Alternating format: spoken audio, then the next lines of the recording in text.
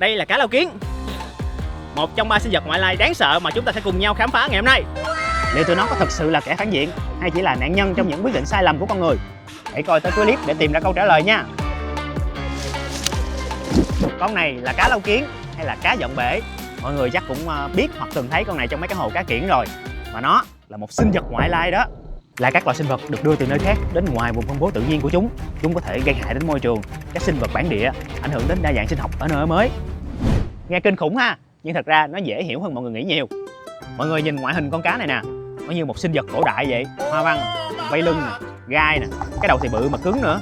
Mình thì được bọc bởi một lớp xương cứng. Không phải vậy anh. Đúng rồi, cái này không phải vảy bình thường đâu nha. Nó giống như một tấm áo giáp bằng xương vậy đó. Mà tại sao con cá này được trang bị thấy ghê vậy? Tụi này có nguồn gốc từ Nam Mỹ, cái vùng mà có con sông Amazon đó các bạn. Nơi có vô số các loại săn mồi khủng khiếp như là cá piranha, trăng khổng lồ, cá sấu, cá hải thượng long rồi á. Các bạn thử nghĩ đi, nếu mình mà phải sống ở đó mình cũng tiến hóa full giáp giống vậy thôi à. Đúng. Khi du nhập vào Việt Nam, người ta bỏ nó vô mấy cái hồ cá cảnh để nó ăn tảo rêu đóng trên thành hồ á.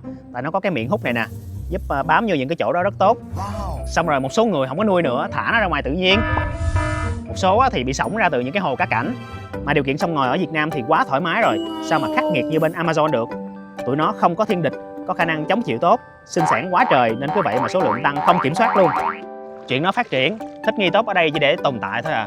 Khổ cái là nó làm ảnh hưởng đến môi trường, các sinh vật bản địa nhiều quá. Tụi này nó đào hang làm tổ quá giỏi, nên bờ đất này kia nó đào sạt lở hết luôn. Sống dưới đáy nên nó chiếm không gian của các loài cá khác.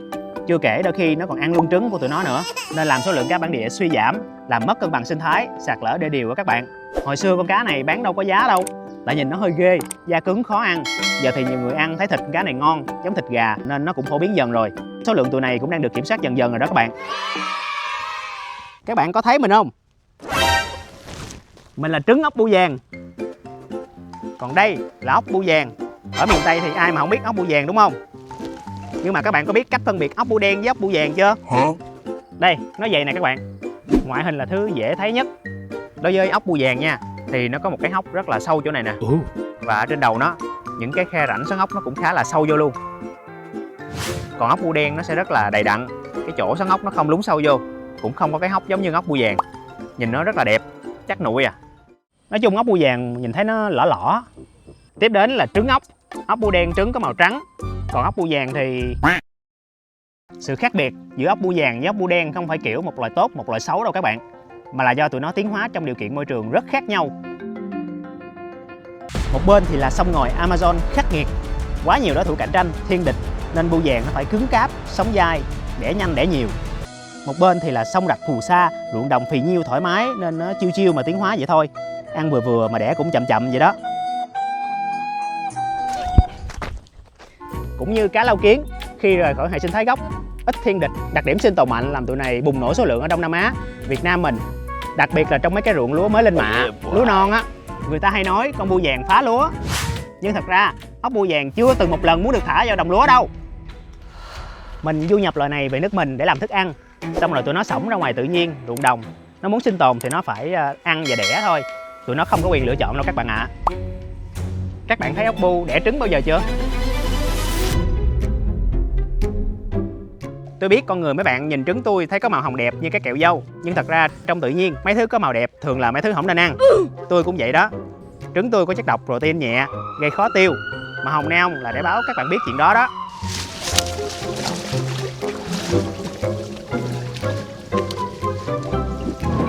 Sinh vật ngoại lai tiếp theo là một loài mà không nói ra thì ít người biết, đó là kiến lửa đỏ.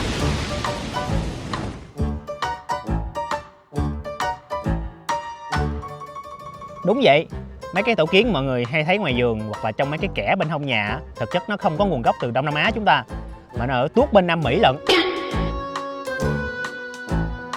Cái vùng Nam Mỹ này nó hay cho ra mấy con ghê gớm, có sức sống siêu hạn không ha. Vậy chúng ta mới thấy thiên nhiên ở đó nó phải khắc nghiệt đến như thế nào thì tụi nó mới phải tiến hóa dữ dội để sinh tồn đến vậy. Mình không hề chủ động đưa kiến lửa về Việt Nam như hai con kia, mà nó đến đây gián tiếp bằng hoạt động giao thương của chúng ta, nhập cây trồng, nhập đất đồ á. Chỉ một con kiến chúa thôi là có thể sinh ra cả một đàn kiến mới được rồi đó. Khả năng thích nghi tốt với môi trường, đẻ nhiều. Một đàn kiến lửa có thể có tới hàng trăm ngàn con lận. Mà bản tính tụi này nó khá là hung hăng, máu chiến, nên là kiến lửa ngoại lai có thể ảnh hưởng trực tiếp đến hệ sinh thái bản địa. Nó ăn ấu trùng, côn trùng, tấn công thiên địch có lợi trong khu vực. Số lượng loài bản địa giảm thì cũng lại gây mất cân bằng sinh thái.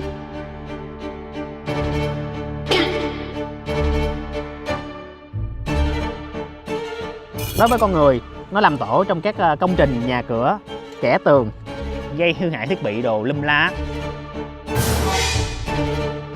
Và nó cắn đau, rất đau. Au! Khi nó muốn tấn công, nó sẽ dùng răng hàm kẹp chặt vào đối tượng để giữ cố định, rồi cong bụng và dùng cái ngòi với bụng đâm và tiêm chất độc protein vào. Chưa kể, khi mà một con cắn, nó sẽ tiết ra pheromone để báo hiệu cho những con khác cùng cắn luôn. Đây cũng là một cơ chế để tăng khả năng sinh tồn của đàn kiến trước những đối thủ to lớn hơn đó các bạn.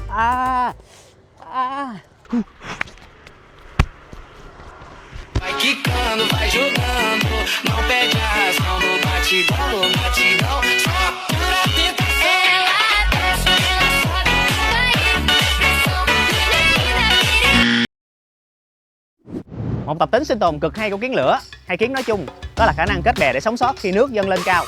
Các bạn đã từng thấy bè kiến chưa? Khi gặp lũ hoặc nước ngập tổ kiến, hàng ngàn con kiến có thể kết nối lại với nhau, tạo thành một cấu trúc nổi giống như một chiếc bè để bảo vệ kiến chúa và ấu trùng. Những con kiến ở mép bè còn có thể đạp chân để cùng nhau di chuyển có định hướng nữa đó nha. Bè kiến có thể nổi hàng tuần liền trước khi tìm được nơi mới thích hợp. Và đó là top 3 sinh vật ngoại lai vô cùng quen thuộc với chúng ta. Tụi nó không hề muốn mình là sinh vật ngoại lai, chỉ vì những nguyên nhân gián tiếp mà nó buộc phải rời khỏi hệ sinh thái gốc. Tất cả chỉ vì một mục đích duy nhất, đó là sinh tồn. Các bạn có muốn coi tiếp top 3 sinh vật ngoại lai khác không? Cũng như comment cho mình biết top những con nào mà các bạn muốn mình làm tiếp nha. Động vật ngoại lai trên cạn nè, thực vật cũng ngoại lai nhiều lắm đó. Nhớ bấm đăng ký kênh và bấm nút chuông thông báo để không bỏ lỡ những tập mới nhất, hấp dẫn nhất của The Let's Go.